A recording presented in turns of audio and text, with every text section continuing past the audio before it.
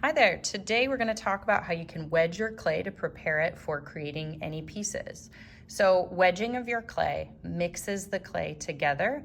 So if there are harder pieces and softer, it blends it all together. And it also gets out air pockets. So if there's trapped air inside of your clay, when you put it in the kiln, it can cause explosions and then your piece could be destroyed. So what you need is the clay that you're going to use for the day. And typically you do it on top of your canvas so that you'd make less of a mess on the table. And for this, you're gonna use your palms, and I like to stand up too because you have more strength. And so the goal is I'm pressing down and into the clay, and this kind of mixes it all together.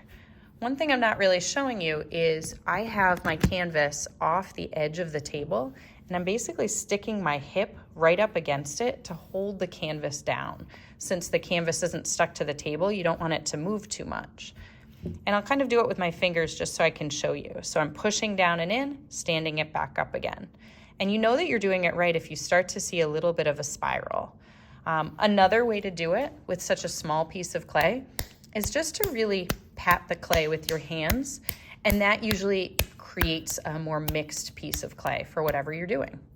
So that is wedging your clay. Now this is ready for me to work with.